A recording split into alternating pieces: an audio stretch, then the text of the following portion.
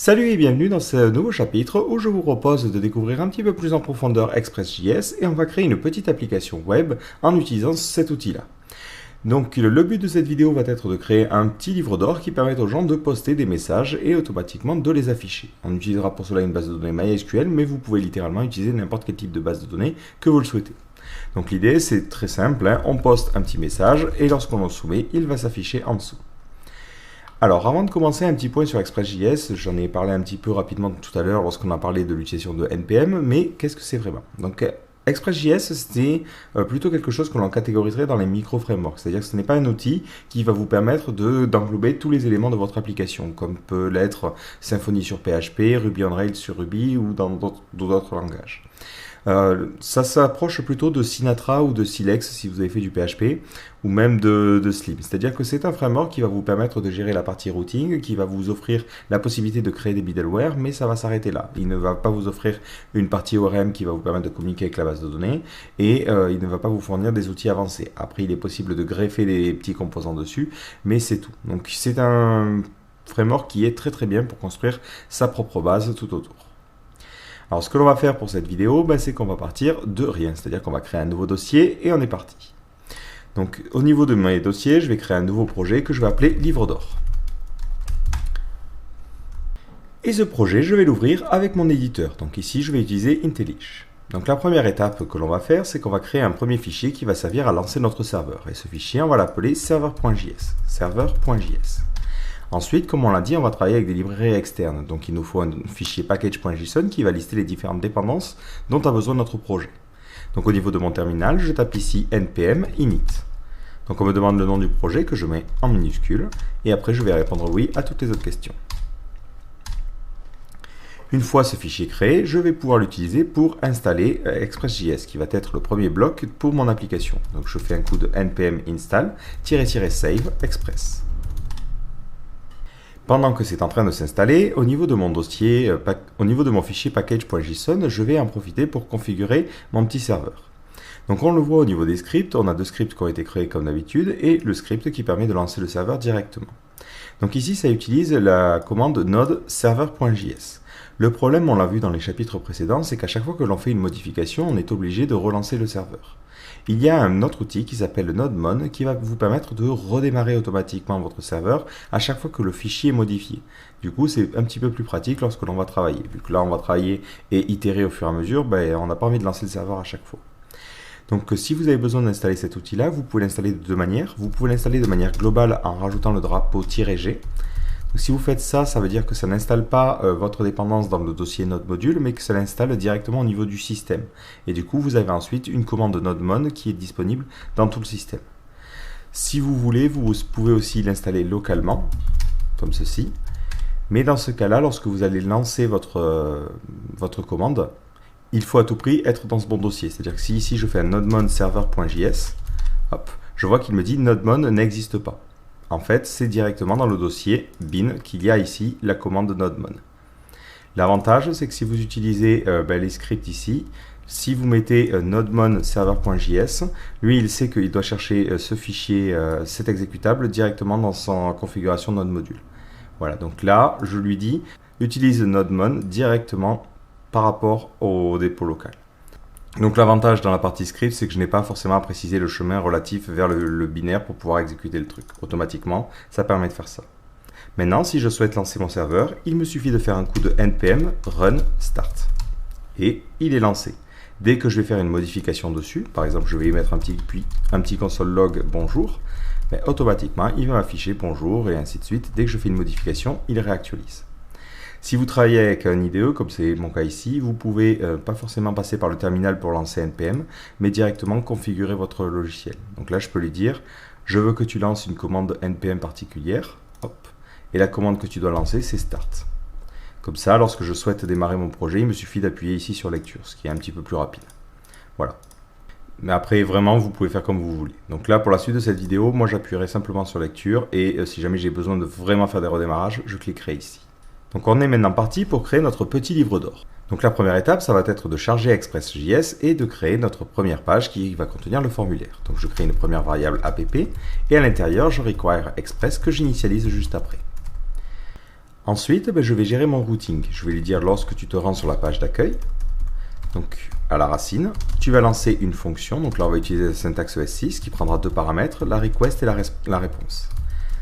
Et ces deux paramètres, tout de suite, tu vas faire un response.send salut. On ne va pas forcément faire quelque chose de très compliqué pour le moment. Enfin, je vais lui dire d'écouter directement sur le port 8080, qui est mon port officiel maintenant. Donc là, dès que je sauvegarde, ça se réactualise, ça a démarré mon serveur, et si maintenant je réactualise ma page, j'ai une page blanche qui m'affiche salut. Le problème, c'est que moi j'ai envie de faire quelque chose d'un petit peu plus complexe et afficher une vue, afficher du code HTML. Donc comme on l'a vu, on a la possibilité d'écrire nous-mêmes notre propre système de template, mais Express.js dispose de la possibilité de greffer des templates par-dessus. Donc si vous vous rendez sur Express, vous avez une petite mise en route qui vous explique différentes fonctionnalités. Vous avez ensuite des petits guides qui vous expliquent des choses un petit peu plus poussées, et après, purement et simplement, l'API qui vous montre les fonctionnements des différents objets. Donc là, vous avez l'API de l'objet request, l'API de l'objet réponse et le système de routeur. Donc nous, si on regarde dans les guides, on voit que ce que l'on cherche à faire, c'est utiliser des moteurs de modèles, donc utiliser un moteur de template. Ouais, c'est traduit un petit peu bizarrement. Et celui qui est montré dans la documentation, c'est Jade. Donc Jade, c'est un moteur de template qui utilise comme ça des tabulations pour générer l'HTML.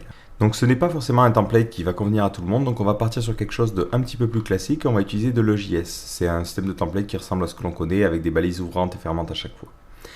Donc la première chose à faire, c'est de l'installer évidemment pour notre projet. Donc ici, au niveau de mon terminal, je fais un coup de npm install-save EJS, donc c'est le moteur de template. Et après, pour l'utiliser, au niveau de Express, il faut faire un app.set view engine, donc on définit le moteur qui va être utilisé, EJS. Ensuite, lorsque l'on souhaite rendre une vue, plutôt que de faire un response send où on va envoyer simplement une chaîne de caractères, on peut lui dire de rendre une vue. Donc pour cela, on n'utilise pas la fonction send, mais la fonction render, et on lui passe en paramètre la vue que l'on souhaite rendre. Donc nous, on va mettre un dossier page, et à l'intérieur, on va créer un fichier index.ejs. Il n'est pas ici utile de préciser l'extension, parce qu'il va la deviner automatiquement à partir du moteur de template. Et en second paramètre, on peut lui passer des variables. Par exemple, on va faire une variable test, et on va l'appeler salut. Si je sauvegarde, et que je regarde au niveau de mon terminal, lorsque je vais actualiser, je vais tomber sur une petite erreur.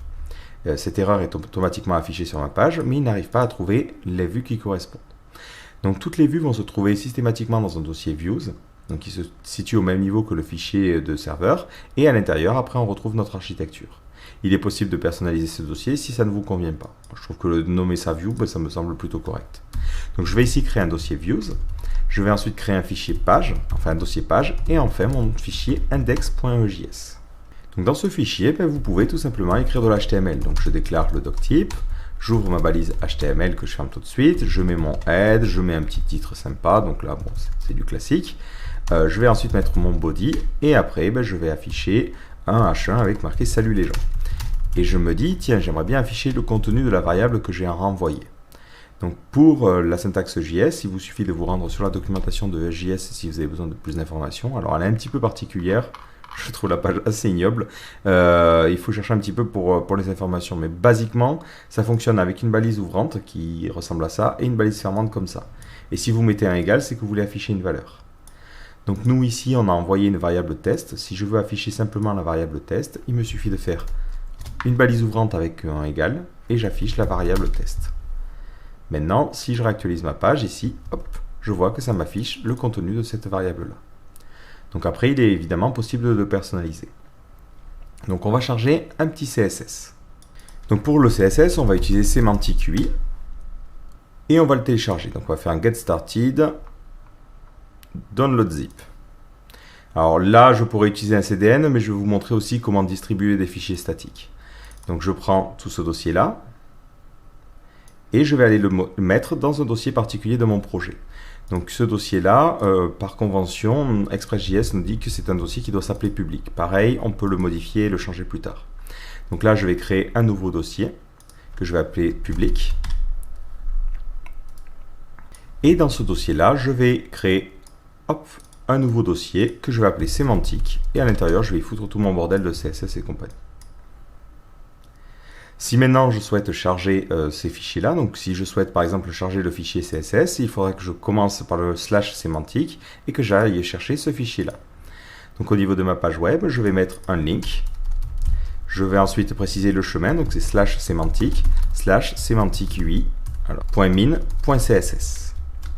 Si j'essaie d'actualiser ma page, je ne vois que le CSS n'a pas vraiment changé. Si j'affiche le code source et que j'essaie d'afficher cette ressource, il n'arrive pas à la gérer. Il n'arrive pas à la gérer parce qu'il n'y a pas de route qui correspond à ça. Donc là, il faut que je dise à Express.js, pour les fichiers statiques, je veux que tu les délivres sans forcément avoir besoin de faire les routes manuellement. Donc là, on a un petit truc que l'on peut faire. On fait app.use et on va faire express. Donc là, je suis un petit peu embêté parce que j'ai pas sauvegardé cette variable là, donc je vais la sauvegarder séparément. Hop, je vais faire let express égale juste require express. Et ensuite, on fait point statique et on va lui préciser quel dossier sert à distribuer les fichiers statiques. Nous, dans notre cas, c'est notre dossier public. Et là, on peut le changer au besoin. Maintenant, tout ce qui se situe dans ce dossier public pourra être distribué. Si je réactualise ma page, je vois que le CSS a changé et que maintenant, lorsque je pointe vers semantic.min.css, automatiquement, j'obtiens bien ces informations-là. Ce que l'on peut faire aussi, pour éviter de mélanger avec des URL classiques, c'est choisir de préfixer les choses. On peut lui dire, tout ce qui est assets, entre guillemets, je veux que ce soit dans un dossier assets. Donc là, en premier paramètre, on peut mettre assets, par exemple, comme ceci. Et en second paramètre, on lui dit que c'est un dossier qui correspond au dossier public. Donc maintenant, dès que je ferai /assets, ça essaiera de distribuer les fichiers qui se situent dans le dossier public.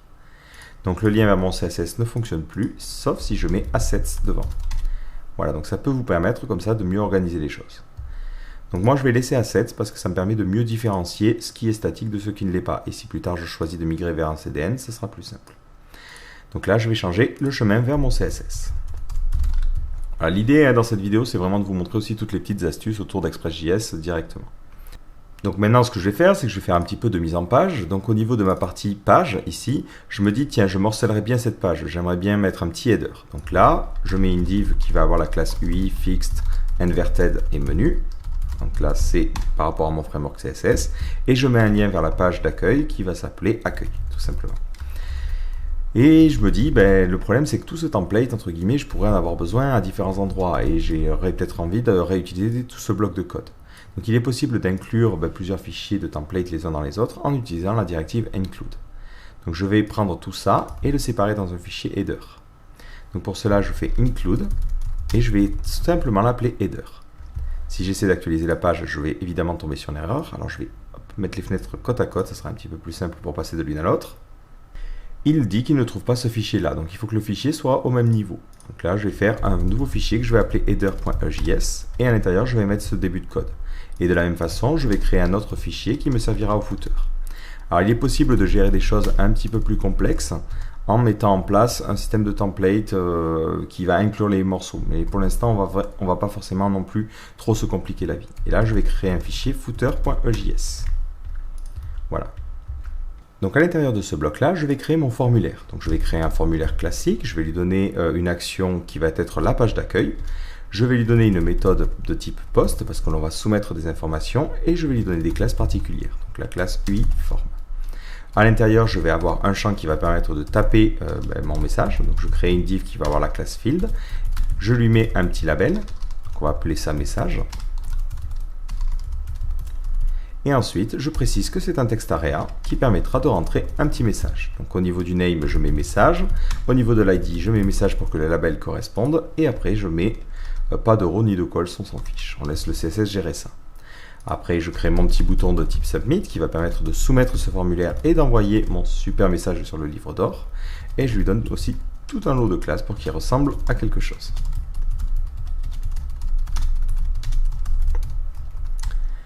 Et à l'intérieur, on va mettre le label envoyé. Voilà. Donc maintenant, ça me permet d'avoir une page qui ressemble un petit peu à quelque chose. J'ai juste oublié de mettre un petit conteneur autour de tout ça et je me dis ce serait pas mal de commencer le conteneur dans le header. Donc là on va créer une div qui a classe UI main container et ensuite on fermera cette div là dans le footer. Alors, je préfère comme ça gérer entre guillemets le template général de la page avec ce système là. Voilà, alors ça ressemble un petit peu à rien ici parce que j'ai fait quelques petites erreurs. Au niveau du header c'est menu ici et le bouton envoyer, évidemment le texte ne se situe pas dans l'icône mais en dehors. Et je vais rajouter un poil de CSS pour espacer notre partie main container, histoire que ça passe sous le header. Donc dans ma partie header, hop, je vais rajouter ce petit style. Là encore une fois, vous pouvez utiliser véritablement n'importe quel framework CSS. Là, moi, c'est juste histoire d'avoir une apparence de base. Donc maintenant, ce que j'aimerais bien faire, c'est lorsque l'utilisateur soumet ce formulaire, traiter les données. Et là, lorsque je soumets, il ne se passe rien parce que pour l'instant, je n'ai pas prévu de route pour gérer ça. Donc je vais aller créer ça au niveau de ma partie serveur.js. Je vais lui dire, lorsque tu vas, mais en poste sur la page d'accueil, tu vas lancer une fonction qui prendra toujours en paramètre la requête et la réponse. Et ça va faire différents traitements. Et là, le problème, c'est que j'aimerais bien récupérer des informations concernant la page et concernant les informations qui ont été postées. Donc si je fais un coup de console.log response, ça va, request plutôt, je vais obtenir des informations sur la requête qui a été faite. Donc on va faire ça tout de suite. J'essaie de resoumettre mon formulaire et je vois que j'obtiens tout un tas d'informations. Donc si j'ai besoin d'en savoir plus, je vais sur la documentation, donc là je suis sur la version 4 et je regarde la partie request et qu'est-ce que je peux obtenir dessus. Si je regarde au niveau de ce contenu, ce qui peut m'intéresser, c'est la partie body, c'est-à-dire le contenu de la requête qui a été faite. Donc là, c'est plutôt ça que je vais débugger et je fais un coup de request.body. Je resoumets les informations, hop, je scrolle tout en bas et j'obtiens un undefined. C'est bizarre, donc là, premier réflexe, je regarde ce qu'on me dit au niveau de la documentation. On me dit, request body contient des informations de type clé-valeur qui correspondent aux données qui ont été postées. Par défaut, c'est undefined et si jamais ça a été envoyé par quelque chose, un formulaire notamment, il ne sait pas comment les traiter et il va falloir utiliser un middleware. Alors un middleware, qu'est-ce que c'est? C'est tout simplement quelque chose qui va s'interposer entre votre entrée et vos différentes routes. Lorsqu'une requête arrive, elle est traitée par Express.js qui ensuite nous donne l'information à travers ces différentes routes. Les middleware, eux, vont se situer juste avant et vont pouvoir faire un traitement en particulier sur toutes les routes de notre application. Donc dans le cas du body parser, ce qu'il va faire, c'est qu'il va tout simplement prendre les requêtes qui arrivent. S'il voit qu'il y a des données de type formulaire qui ont été soumis, il va modifier l'objet request pour pouvoir nous formater bien nos différentes données. Alors vous inquiétez pas, vous n'avez pas forcément non plus à vous compliquer la vie à savoir comment ça fonctionne derrière. On créera un middleware un petit peu plus tard dans cette vidéo. Mais pour l'instant, on peut se contenter tout simplement de l'utiliser. Donc au niveau de notre système, on va charger donc body parser et on va en profiter pour aller sur la documentation. Donc on lance un coup de npm install-save body-parser. Donc comme je vous l'ai dit, la communauté est vraiment active et on trouve un petit peu tout ce dont on a besoin. On n'a pas forcément besoin de développer les choses nous-mêmes. Donc je descends, on nous dit il faut l'installer, il faut ensuite le require, ce qui paraît relativement naturel. Donc là je vais le require au niveau de mon serveur.js, donc on va faire un let body parser égale require de body parser. Et ensuite pour l'utiliser au niveau de nos middleware,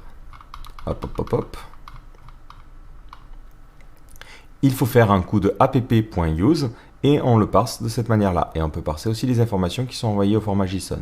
Donc je rajoute ces deux middleware tout en haut. Donc moi je vais mettre tout ce qui concerne les use ici. Voilà, hop. Donc là on va appeler ça nos middleware. Et on commence à mettre des commentaires parce que ça va être un petit peu compliqué. Et là on va mettre nos routes. Et là, le moteur de template. Donc maintenant, notre application est capable de gérer les formulaires. Si j'essaie de resoumettre les informations, cette fois-ci au niveau de ma partie console, au lieu d'avoir simplement undefined, je vois que j'obtiens mon message. Message que je peux traiter et que je peux maintenant sauvegarder. Donc pour sauvegarder ce message, il faut évidemment passer par l'utilisation d'une base de données, mais juste avant, on va gérer un cas qui n'a pas encore besoin d'une base de données. C'est le cas où on a tout simplement un message vide. C'est-à-dire qu'ici, je choisis de soumettre un message qui ne contient rien. Donc au niveau de ma partie, j'ai bien une clé message et cette clé est vide. Donc là, ce que l'on va faire, c'est qu'on va le détecter. Donc maintenant que dans request body, j'ai un objet, c'est très simple. Je vais lui dire si request.body.message est undefined ou request.body.message c'est du vide, dans ce cas-là, je veux que tu renvoies une erreur. Donc ce que je peux faire, c'est lui dire je vais rendre la page index. Donc je fais ici response.render et je rends la même page, c'est-à-dire page/index, et je vais lui envoyer une erreur. Donc là, je lui passe une clé qui va être error, et ça sera une erreur qui dira « Vous n'avez pas entré de message ». Et je mets un petit smiley qui n'est pas content parce que c'est pas cool. Maintenant, lorsque l'utilisateur va actualiser cette page, du coup, dans ma partie page index, je vais avoir cette variable-là. Donc au niveau de ma partie page index, je vais gérer un cas et lui dire « Si cette variable est définie, je veux que tu affiches notre petite erreur ». D'ailleurs, je me dis même, je le mettrai bien dans le header. Comme ça serait un système d'erreur qui serait global à mon site. Donc là, je le mets dans le header.ejs. Donc dans le header.ejs, juste après notre container ici, je vais créer une div qui va avoir la classe UI négative message. Et je vais lui dire à l'intérieur, je veux que tu affiches l'erreur. Donc là, je mets un simple, entre guillemets, écho de l'erreur. Si j'essaie d'actualiser la page par défaut, il va me dire ça ne marche pas, parce que sur la page par défaut, la variable error n'existe pas. Et du coup, cette condition ne marche pas. Donc on pourrait être tenté de se dire, je vais entourer mon code en disant si j'ai une variable erreur, dans ce cas-là, je vais faire ce traitement-là. Donc là, c'est un if classique. Et dans le cas contraire, je ne vais rien faire. De la même façon, ce code-là ne va pas fonctionner parce qu'il va continuer à me dire non, mais la variable erreur, je ne la connais pas. Donc pour accéder aux variables locales, c'est-à-dire les variables qui ont été envoyées au niveau de notre template, il suffit de faire locals. Donc ça, c'est une variable qui sera systématiquement définie et qui contiendra en clé les différentes variables qui ont été injectées en local. Donc ça, lorsque je l'appelle, locals.error, ça va me donner undefined et du coup, cette condition ne sera pas vérifiée. Donc si vous voulez tester l'existence d'une variable, utilisez locals. Si maintenant je réactualise la page d'accueil, je n'obtiens rien. Si je soumets le formulaire en ne soumettant aucune information, la variable locale erreur est définie et du coup, ça m'affiche ça. Alors le petit problème que l'on peut avoir, c'est que l'utilisateur, lorsqu'il réactualise la page, on va lui redemander de soumettre le formulaire. Moi, ce que j'aimerais plutôt faire, c'est rediriger l'utilisateur vers la page précédente, c'est-à-dire la page d'édition, et lui envoyer le message d'erreur, par exemple, dans les sessions. Alors si vous voulez rediriger un utilisateur, vous allez plutôt utiliser la méthode response.redirect et vous allez lui dire je veux que tu rediriges vers l'URL racine. Si vous faites ça, automatiquement, lorsqu'on va soumettre un formulaire vide, l'utilisateur va être renvoyé vers la page d'accueil. Le problème, c'est qu'on a perdu les informations concernant l'utilisateur. On a perdu la possibilité d'avoir cette fameuse variable erreur qui contenait les erreurs de validation. Donc ce qu'il va nous falloir mettre en place, c'est soit un cookie, où on va mettre l'erreur dans le cookie et ensuite le traiter, soit une session. Donc ici, je vais préférer utiliser les sessions tout simplement parce que c'est stocké côté serveur, donc ça permet de stocker des informations un petit peu plus sensibles, et en même temps, on est là pour apprendre et c'est l'occasion d'apprendre à utiliser ça, parce que c'est un mécanisme qu'on est peut-être déjà habitué à utiliser sur d'autres langages de programmation. Donc comme je vous l'ai dit, Express.js ne contient pas ça, et systématiquement, il faut chercher quelque chose spécifique. Donc si vous cherchez Express Session, vous allez tomber sur le dépôt d'Express qui va vous permettre de gérer un système de session. Et pareil, ça se gère via un middleware. Donc la première chose à faire, c'est d'installer ce système-là. Donc on fait un coup de npm install-truc, là vous commencez à être habitué. Et on va installer Express Session. Une fois que l'on a installé, il nous suffit de le require. Donc en faisant un let session égale require de machin, hop, let session égale require de Express Session. Et après, il nous faut l'utiliser au niveau du middleware. Alors ça ne s'utilise pas si simplement que ça, il faut mettre quelques petits trucs de configuration. C'est ce qui vous est montré un petit peu plus haut ici. Donc là, on va lui dire, je veux que tu utilises le middleware concernant les sessions, tu vas donner une clé secrète, c'est ce qui servira à chiffrer notre cookie. Donc là, on va mettre n'importe quoi. Resave, on laisse ça à false, et on va mettre secure à false, parce qu'ici, on ne traite pas avec de l'HTTPS. Si maintenant j'essaie de réactualiser ma page, donc je vais sortir mon inspecteur pour partir sur la partie réseau. Lorsque je me connecte à localhost, je vois que l'on a une petite clé, on a une petite entête qui a été rajoutée, qui est l'entête setCookie. SetCookie va permettre de définir un cookie qui va contenir une clé. Cette clé permet ensuite de faire le rapprochement avec un fichier qui va contenir les informations concernant la session de l'utilisateur qui est pour le moment stocké en mémoire. Au niveau de Express.js, il vous permet d'utiliser d'autres session stores. Donc la mémoire, c'est largement suffisant lorsque l'on débute, entre guillemets, lorsqu'on veut faire juste un environnement de développement. En revanche, si vous voulez ensuite passer en production, on utilisera des outils un petit peu plus évolués. Je vous conseille notamment Redis, mais vous pouvez stocker dans une base de données, dans des fichiers, comme vous le souhaitez.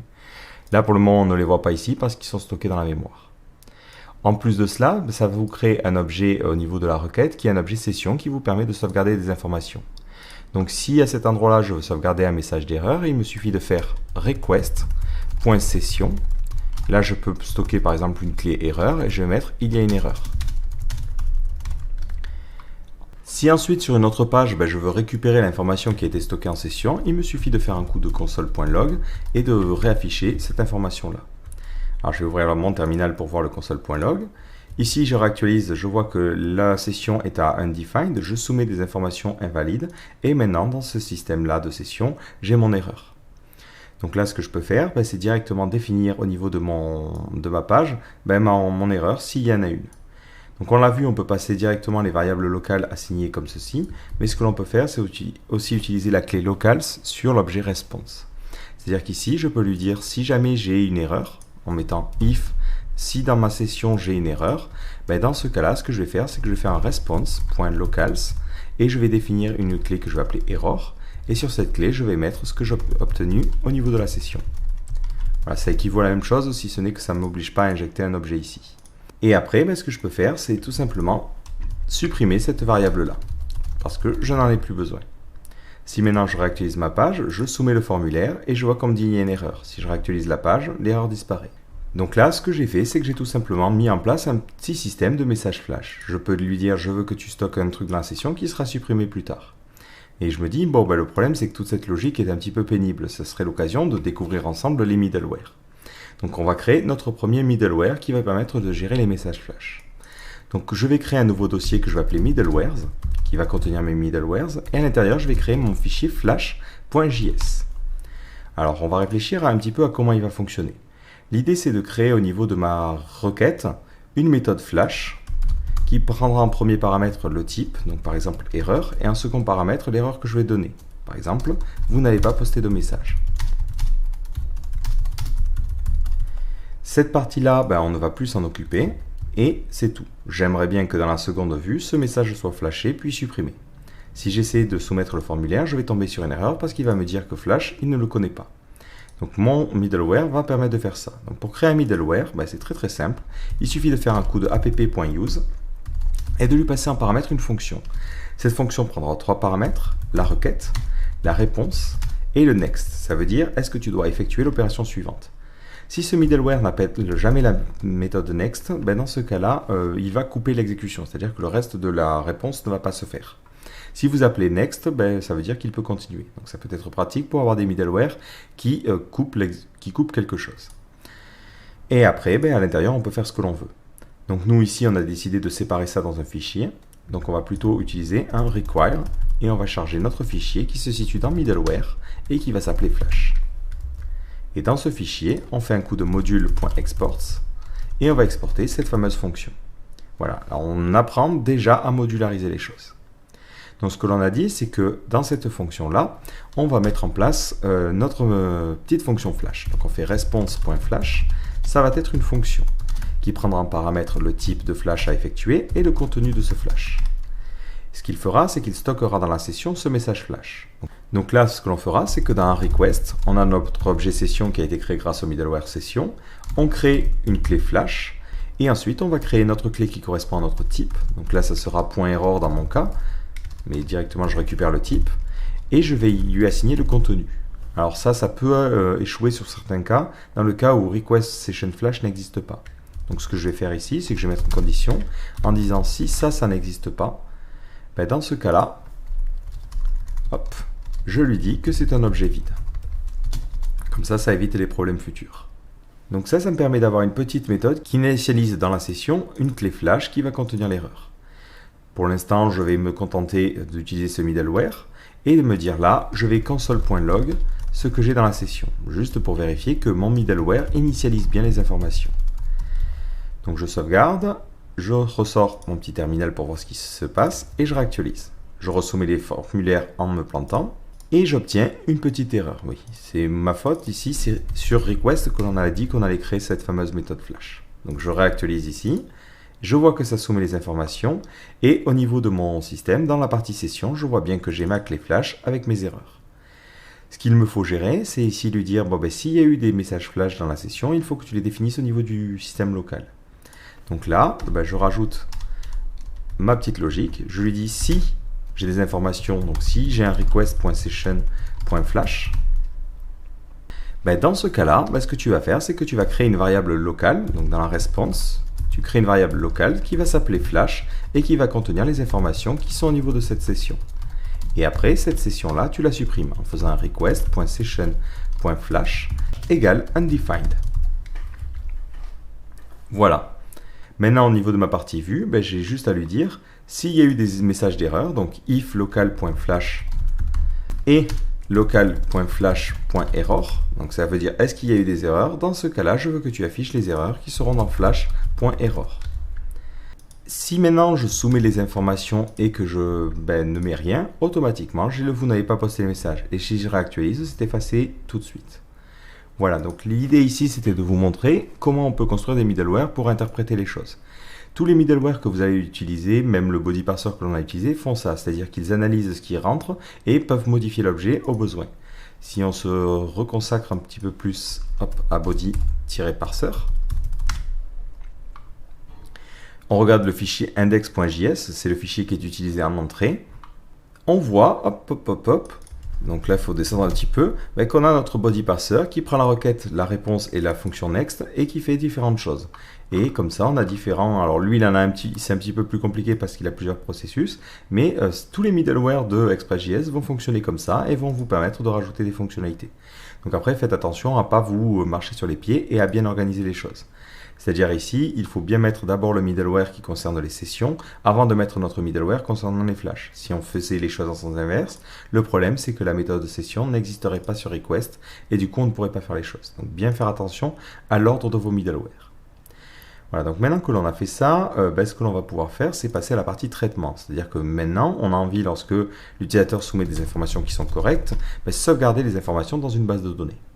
Donc comme je vous l'ai dit, on va utiliser ici MySQL, mais vous pouvez utiliser n'importe quoi. C'est juste que moi, j'ai l'habitude d'utiliser MySQL avec le reste de mes technologies. Donc je vais ouvrir mon système de base de données et je vais configurer ma base de données. Donc j'ai déjà créé une base de données qui s'appelle tutoriel et qui pour l'instant ne contient rien. Dans cette base de données, je vais créer une première table qui va me permettre de sauvegarder les différents messages qui vont être postés par l'utilisateur. Donc on va partir sur quelque chose de simple. On va créer une table message. On va mettre une première clé qui sera un ID en auto-incrément et en clé primaire. On crée ensuite une autre clé qui va s'appeler Contents, qui va permettre de contenir le contenu du message. C'est très logique. Et on se dit, on sauvegarderait bien aussi la date à laquelle le message a été posté. Donc je crée une troisième, c'est un varchar de 255 caractères. Et enfin, je crée une dernière clé qui sera tout simplement la date de création. Donc je vais appeler ça created at et je vais mettre ça sous forme de datetime. Voilà, donc là, vous pouvez copier directement la requête SQL que vous voyez ici, si vous voulez sauvegarder les informations. Et je l'exécute. Maintenant, il me faut interagir avec cette base de données, c'est-à-dire que lorsque quelque chose est soumis au niveau de mon fichier serveur, il va falloir que je sauvegarde les choses. Donc par défaut, ce n'est pas quelque chose qui est inclus dans Node.js, donc il faut que je cherche au niveau de NPM comment je peux faire pour me débrouiller avec MySQL. Donc vous allez passer vraiment votre temps à découvrir des packages au début, surtout quand on débute, il n'y a pas forcément le choix. Alors après, c'est toujours le problème, c'est-à-dire que lorsque l'on débute, on a tout un écosystème et il faut tester les choses. Malheureusement, je ne serai pas ici en mesure de vous donner un jugement de valeur sur quelle est la meilleure de ces librairies-là. Il faut vraiment tester, voir les choses et voir ce qui correspond le plus à vos besoins. Donc nous, on va partir sur le premier résultat, on va faire un petit peu on va pas trop chercher, et on va prendre ce driver-là. Donc il faut l'installer, je vais au niveau de mon terminal et je fais mon fameux npm install-save MySQL. Et ensuite, je vais pouvoir l'utiliser. Alors, je me dis, je ne vais pas forcément compliquer et mettre 3 tonnes de code ici. Si je commence à mettre 3 tonnes de code, ça ne va pas forcément être pratique. Je me dis, ce serait pas mal de séparer dans un fichier différent. Donc, je vais me créer une classe que je vais appeler message. Et je me dis, j'aimerais bien faire un message.create et lui passer en paramètre le contenu. Le contenu, ça sera request.body.message. Alors attention, tout se fait de manière asynchrone. Donc, cette méthode prendra en second paramètre la fonction effectuée lorsque l'enregistrement s'est bel et bien déroulé. Et cette fonction se contentera de mettre au niveau de notre message flash un message de succès pour dire que tout s'est bien déroulé. Voilà, donc là on mettra un request flash success, merci. Et ensuite, ça redirigera vers la page d'accueil. Donc vu que je redirige sur la page d'accueil pour les deux cas, je sors ce redirect et je le mets en dehors de ma condition. Donc ce truc-là n'existe pas, il va falloir que je le crée.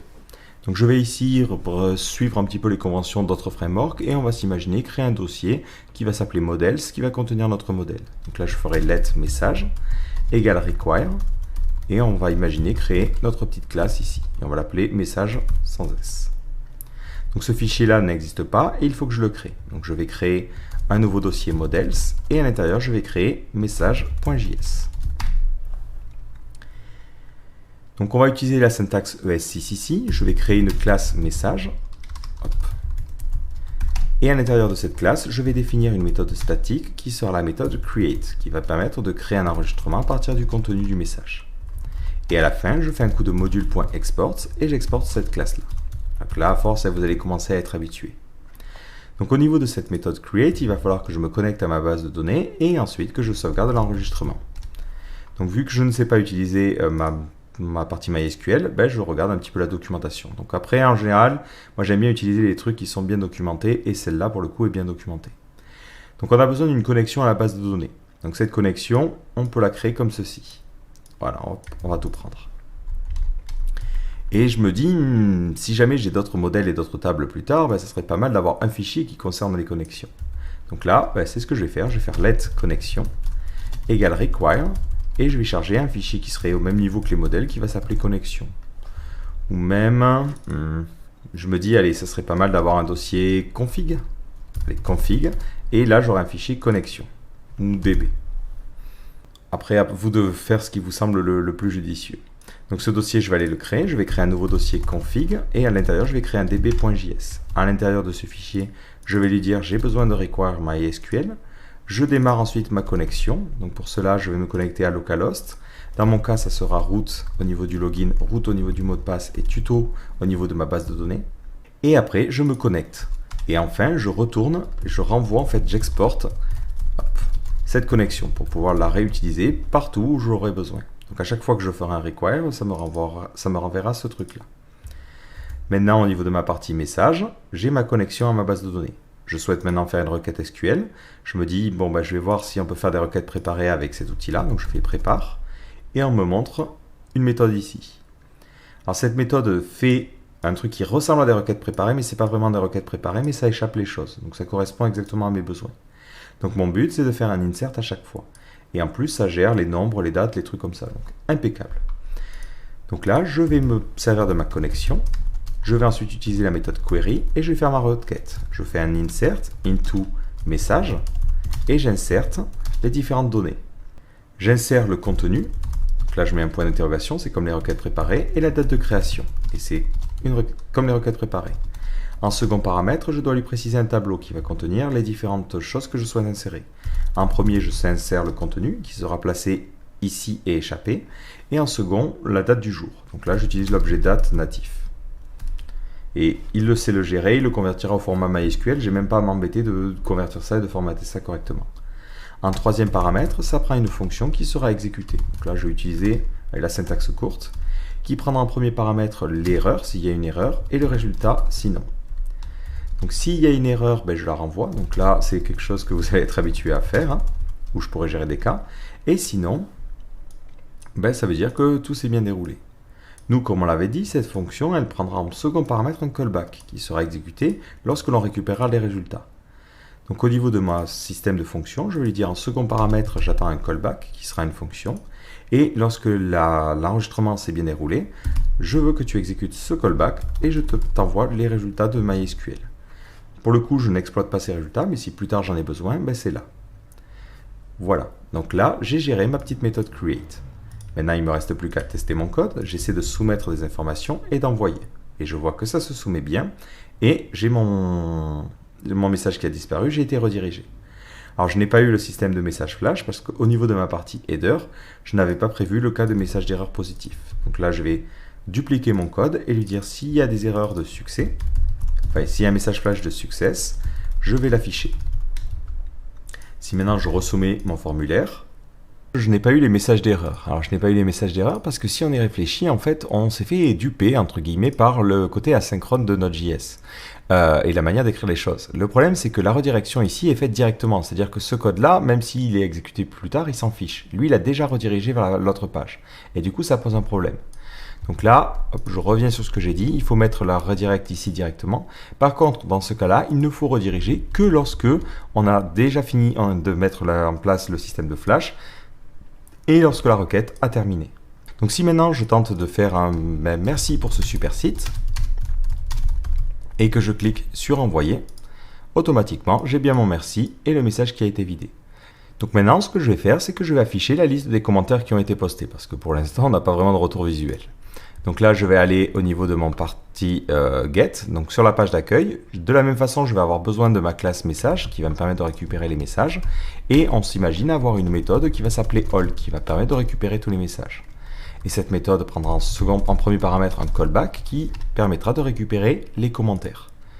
Donc là ce sera directement des messages. Et après on ne rend la page que quand on a les messages et on peut lui envoyer les messages sous forme de variable glue. local.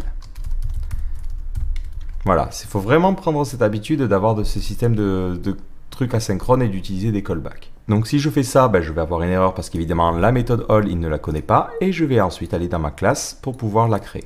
Donc je préfère véritablement séparer parce que vous voyez que ça permet de vraiment avoir le code qui est mieux organisé. À chaque fois, on ne s'embête pas. Donc cette classe prend en paramètre un callback qui sera exécuté lorsque la requête sera faite. Donc j'utilise ma connexion, je fais un petit query et je vais lui dire je veux que tu sélectionnes tous les champs depuis la table message. Et je pourrais mettre un order by si besoin. Donc là, je n'ai pas besoin de préciser de second paramètre avec les options, il n'y a pas de paramètre à cette requête-là. Et ensuite, je lui dis, tu prends en paramètre le callback, donc les erreurs, les colonnes, et si tout c'est bien, s'il y a une erreur, je fais un if erreur, je throw l'erreur, tout simplement je renvoie l'exception, et sinon j'appelle mon callback en lui renvoyant les différents enregistrements que j'ai récupérés. Si maintenant je réactualise la page, je vois que ça s'affiche correctement, et au niveau de ma partie vue, je peux gérer l'affichage des commentaires. Donc au niveau de ma partie vue, c'est la partie index.js. Donc là on va splitter un petit peu en deux. Juste en dessous du formulaire, voilà, je vais afficher mes différents commentaires. Donc je crée une div qui a la classe UI comments. Je crée un petit h3 pour dire c'est là que vont être les commentaires. Donc je crée une UI dividing header et là on va mettre les commentaires. Ensuite, il me suffit de le boucler sur les différents messages. Donc là, je fais un petit for. Donc je lui dis pour chaque message dans les messages. Hop. Donc je pense à ouvrir ça. Hop, hop, hop. Ensuite, je pense à fermer le for, sinon je vais l'oublier. Je crée une div qui va avoir la classe comment. Je crée une div qui va avoir la classe content. Et à l'intérieur, mon texte. Et dans mon texte, il me suffit d'afficher le contenu. Donc ce que renvoie MySQL, c'est directement un objet. Et en clé, on a directement le nom du champ. Donc moi ici, ce sera message. Et le nom de mon champ, c'est content. Voilà. Donc là, je peux afficher le contenu de mon message. Si je réactualise la page, donc là, je tombe sur une petite erreur. On me dit que message n'est pas defined. Tout simplement parce que j'ai oublié un petit S. À la force de parler et de faire les choses, voilà. Donc là, j'ai mes différents messages qui s'affichent correctement. Alors, ce que je vais faire, c'est que je vais simplement mettre un petit avatar, histoire de les différencier un petit peu mieux. Donc ici, sur ma partie comment, juste avant la partie content, j'affiche mon faux avatar. C'est un petit Lego, mais ça permet juste de voir mieux les différentes informations. Si maintenant je réactualise la page, je me dis, ça serait pas mal aussi de mettre une petite date pour dire ce commentaire a été posté tel jour ou tel jour. Donc là, hop, je crée une nouvelle div que je vais appeler metadata. Et dedans, je vais y mettre la date. Donc la date, pour l'instant, je fais le gros bourrin, je fais un coup de message et je mets la date de création, created at. Si je réactualise la page, ça m'affiche la date, mais au format MySQL, entre guillemets. C'est pas forcément idéal. Donc là, j'ai envie d'utiliser un petit système pour formater la date correctement. Donc il y a une librairie qui est très très connue qui s'appelle Moments qui permet de gérer ça. Donc là, pareil, on commence par l'installer, npm install-save. Donc vous le voyez, on dépend très très rapidement de pas mal de modules. Donc Moments, c'est une librairie que vous pouvez utiliser pour du back-end, comme ça va être le cas ici sur notre JS, mais qui a l'avantage aussi de fonctionner avec du front-end. Donc si jamais vous le souhaitez, vous pouvez l'utiliser avec des outils tels que Webpack pour l'utiliser pour vos pages web. Donc c'est pratique parce qu'on va avoir des librairies que l'on connaît déjà, que l'on va utiliser à la fois pour le front et pour le back. Donc globalement, ça fonctionne très simplement. Il faut faire un var moment require moment. Ensuite, il faut faire moment et on peut lui passer en paramètre la date. Après, on a plein de méthodes pour formater les choses. Le problème dans ma manière de travailler ici, c'est que ça m'obligerait à inclure moment quelque part dans mon JS et ensuite de l'utiliser ici. Une méthode un petit peu plus pratique serait de se dire, là j'ai quand même créé une classe et les enregistrements, plutôt que ce soit simplement des objets de base, je vais me dire ça serait mieux que ce soit des instances de messages. Donc là, ce que je vais faire, c'est que pour les résultats que j'ai récupérés, donc lorsque je récupère les enregistrements, plutôt que de renvoyer directement les enregistrements, je vais renvoyer un tableau contenant des messages. Donc là, je vais créer un constructeur. Donc, je vais faire un constructeur. Et je vais lui dire, ce constructeur prendra en paramètre un enregistrement, une ligne entre guillemets MySQL. Et ce qu'il fera, c'est qu'il fera un vis.row égale row. Ça veut dire, il définit une propriété qui correspondra à cette ligne. Ensuite, lorsque ici je renvoie les résultats, plutôt que de renvoyer les résultats directement, je renvoie un rows.map et je vais lui passer en paramètre chaque enregistrement et je vais lui dire de renvoyer un nouveau message qui sera construit à partir de la ligne sélectionnée. Si maintenant je réactualise ma page, je vais obtenir mes différents messages. Par contre, rien ne va s'afficher ici. Parce que maintenant, mon objet message, c'est juste un objet qui contient une simple propriété raw. Donc lorsque je fais message.createdAt, il ne sait pas le traiter. Lorsque je fais message.content, il ne sait pas le traiter. Donc là, ce que je peux faire, c'est profiter des avantages de l'ES6 et créer des getters et des setters pour obtenir ces informations-là. Donc je vais lui dire, par exemple, lorsque tu veux obtenir le contenu, il faut que tu return this.row.content. Et automatiquement, ça permettra d'afficher le contenu. Lorsque tu veux la date de création, createdAt, il faut que tu utilises un return this.row.createdAt. Et ça me permet d'avoir un code qui est beaucoup plus facile à contrôler. L'avantage, c'est que maintenant, si je me dis je veux utiliser Moment.js pour gérer les dates, il me suffit de require Moment.js en faisant require moment égale require moment. Alors je ne sais pas si je l'ai fait, si je l'ai installé. Oui, c'est bon, c'est installé. Et là, je peux transformer ma date en lui disant je ne veux pas que tu renvoies directement la date que tu as récupérée de MySQL, mais je veux que tu renvoies un objet de moment. Si je fais ça et que je réactualise ma page, je vois que ça change légèrement le formatage. L'avantage, c'est que je peux utiliser toutes les méthodes de Moment.js dessus, parce que cet objet createdAt n'est pas simplement une chaîne de caractères, mais un objet moment. Et je peux lui dire par exemple from no. Et là, ça va me donner la date au format il y a quelque temps. D'ailleurs, hop, c'est une fonction, attention. Et là, ça m'affiche 16 minutes ago. Je peux même me perfectionner et me dire, moi je suis quand même français, j'aimerais bien que ça soit en français. Si je cherche au niveau de la documentation de Moment.js, on me dit qu'il y a possibilité de définir des manières d'écrire les choses dans différents langages. On a même le langage pour le français. Donc ce que je peux faire ici, hop, c'est mettre ça et lui dire, je veux que tu définisses la locale ici en français, et après je fais un moment.local, et je veux que tu utilises la locale française que je viens de définir plus haut. Alors vous inquiétez pas, on organisera ça dans un autre fichier. Si maintenant je fais un coup de réactualisation, je vois que ça m'affiche bien les choses en français. Donc dans le but de séparer véritablement la logique, ce n'est pas idéal d'avoir tout ce code-là qui ne correspond pas à mon modèle dans ce modèle. Donc là, hop, ce que je vais faire, c'est que je vais mettre dans mon dossier config, hop, un fichier moment.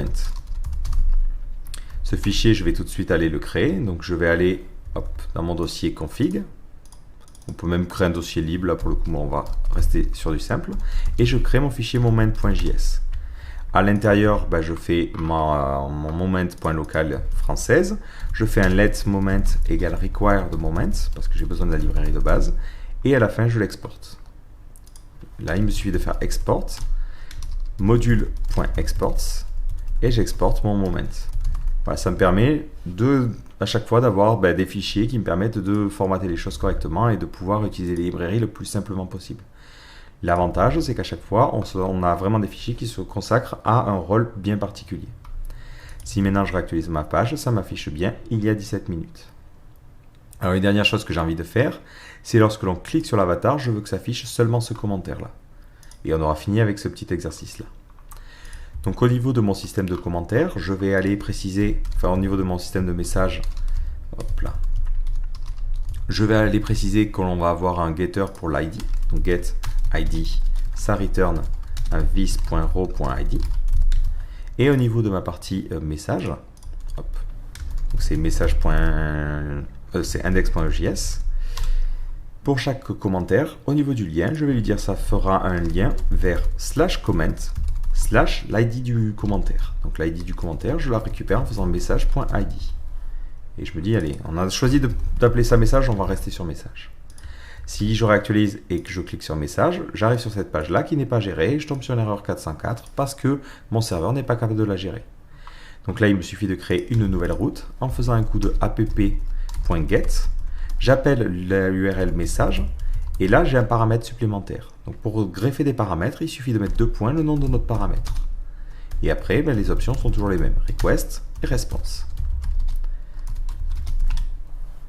Si maintenant j'ai besoin de récupérer l'ID, ce que fait Express.js, c'est qu'il rajoute au niveau de notre request une clé params qui va contenir les paramètres. Et là, en l'occurrence, on aura du coup un paramètre ID. Si je fais un response.send, pour juste renvoyer l'ID, ça me donnera ce qui a été passé au niveau du paramètre. 1 ici, et je peux taper n'importe quoi. Donc nous, évidemment, on veut faire quelque chose d'un petit peu plus sympa. On veut récupérer le message en question. Donc on fait let message égale require notre fameuse classe de message. Et ensuite, on fait un coup de message. .find, on va trouver le message qui correspond à ce qui a été posté. Donc on fait request.params.id. Et ça prendra en second paramètre un callback. Ce callback prendra en paramètre le message qui a été renvoyé. Et ensuite, on peut le rendre la vue. Donc on fait un coup de response.render. Et on s'imagine avoir ça dans un dossier qu'on va appeler message, et l'action, ça sera show. Et on lui passe en paramètre le message qui a été renvoyé. Maintenant, il faut que je crée cette méthode find. Donc au niveau de ma partie message, je vais créer une nouvelle méthode statique, donc en m'inspirant de ma première méthode ici. Ici, je fais un find, ça prendra en paramètre l'id et ensuite le callback. Ça fera un select everything from message where l'id est égal à l'id qui est passé en paramètre. Sauf que là, j'utilise le fameux système qui ressemble au système de requête préparée. Donc je lui passe en second paramètre un tableau contenant l'ID. Et après, je récupère les différents enregistrements. Vu que ici, je n'ai besoin que d'un seul enregistrement, je rajoute un limite 1 pour être sûr. Au niveau de mon système, je n'ai pas besoin de faire un rows.map. Je vais lui dire, je veux que tu renvoies le premier enregistrement et sous forme de message. Donc je fais new message à partir des enregistrements, des informations du premier enregistrement. Voilà. Si je réactualise, je vais tomber sur une erreur. Il ne trouve pas la vue qui correspond, donc je vais aller la créer. Donc c'est dans View, ensuite c'est dans Message, et ensuite c'est show.ejs. À l'intérieur, je vais reprendre ce que j'ai créé pour la partie index. Si ce n'est que là, hop, il me suffit d'afficher simplement mon commentaire. Et je n'ai pas besoin non plus de mettre le formulaire. Donc là, je dégage la partie formulaire. Et j'ai dégagé la partie footer sans faire gaffe et je la remets. Et d'ailleurs, ces fichiers-là ne se situent pas au même niveau, ils sont dans le dossier page. Donc là, je fais directement /page/header. Donc là, je pourrais même rajouter layout plutôt que page, bon, c'est pas bien grave. Si je réactualise, je tombe sur une erreur parce que ici, j'essaie d'appeler un message qui n'existe pas, mais si je me mets sur le bon message, je vois que ça m'affiche le message qui correspond à mes besoins. Alors enfin, pour finir avec ça, qu'est-ce qui se passe au niveau des erreurs? C'est-à-dire que là, vous le voyez, lorsque j'ai une erreur, elle est affichée à tout le monde et ça représente un problème en termes de sécurité parce que des gens pourraient voir notre code à ce niveau-là. Donc ça, c'est le comportement par défaut qu'a Node.js lorsqu'il est en mode développement. C'est-à-dire qu'il vérifie une variable d'environnement et suivant sa valeur, il sait qu'on est en production ou non. Si vous voulez lancer le même serveur en mode production, il vous suffit au niveau de votre démarrage. Donc là, nous, on avait choisi de le faire via le package.json. Mais au niveau de notre démarrage, on peut rajouter node_env et de lui préciser qu'on est en mode production. Et ensuite, je mets ma commande classiquement. Si je relance mon serveur, je vais tomber sur une petite erreur. Il va me dire que le session utilise le memory store qui n'est pas forcément conseillé en production. Bon, je peux l'ignorer. Et je peux réactualiser ma page. Cette fois-ci, Express nous masque en fait les erreurs et nous sort directement une bonne en-tête avec un internal server error. Si je regarde au niveau de ma console, je vois que ça renvoie une 500. Si jamais je reviens sur une page classique, donc on va revenir sur la page qui fonctionnait correctement, vous avez la possibilité de récupérer l'environnement qui est actuellement utilisé. Ça peut être pratique si vous voulez plusieurs configs de base de données par exemple. Donc pour cela, vous allez, alors on va aller dans la partie, server.js. Si vous voulez connaître l'environnement qui est actuellement utilisé, donc on va le faire sur la page d'accueil, tiens, on va pas se prendre la tête, vous pouvez accéder à ça grâce à la propriété process. Vous faites process.env.node_env. En fait, dans toute la partie process.env, vous aurez toutes les variables d'environnement qui sont disponibles sur votre serveur. Donc là, si vous faites un coup de console.log de ce truc-là, ça vous donnera production. Donc ce que vous pouvez faire, c'est mettre en place des conditions pour pouvoir faire différentes opérations. Donc voilà, globalement, je crois avoir fait le tour de ce que je voulais vous montrer dans cette vidéo. Donc vous l'avez vu, Express vous permet d'avoir une très très bonne base pour commencer à créer son application. Donc c'est une base qui ne nous est pas forcément inconnue si on vient d'autres technologies. C'est un framework entre guillemets, micro-framework assez classique. Vous avez la possibilité de gérer les routes et de faire des traitements en fonction. Donc il faudra faire attention parce que contrairement à d'autres systèmes, ça utilise beaucoup le système d'asynchrone. Donc il faut bien penser à l'ordre d'exécution de nos fonctions pour éviter les problèmes. Et ensuite on peut utiliser le système de modules pour pouvoir bien nous organiser et bien organiser nos différentes données. Donc on a vu notamment l'utilisation de certains middleware, comme le middleware body parser qui permet de parser le contenu d'une requête afin d'obtenir les informations qui ont été soumises en JSON ou par un formulaire. On a vu l'utilisation du middleware pour gérer les sessions. On a vu comment créer notre propre middleware pour mettre en place un système de message flash qui s'affiche temporairement après une redirection. Et ensuite, on a vu comment interagir avec une base de données et comment créer nos propres classes pour mieux nous organiser et éviter de tout mélanger. Donc on a créé une petite classe message qui permet à la fois d'avoir des méthodes statiques pour pouvoir faire des appels aux différents enregistrements au niveau de la base de données et qui permet aussi de définir un système d'instance avec les getters et, bon, on n'a pas créé de setter, pour pouvoir récupérer des enregistrements. Donc j'espère que cette vidéo vous aura permis d'y voir un petit peu plus clair avec l'utilisation de Node.js et l'utilisation notamment d'Express.js. Et je vous donne rendez-vous dans les prochains chapitres. Alors je ne sais pas encore quand est-ce qu'ils seront disponibles, mais si vous avez des librairies ou des modules Node.js que vous aimeriez bien voir mieux expliqués ou mieux détaillés, n'hésitez pas à le proposer, proposer l'idée du sujet, ou si jamais vous êtes vous-même amateur de Node.js et que vous avez des packages que vous connaissez, que vous avez en tout prix envie de diffuser, n'hésitez pas à proposer vos propres tutoriels, ça pourra rajouter du contenu à cette formation. Donc voilà, je vous donne rendez-vous dans une prochaine vidéo. Ciao!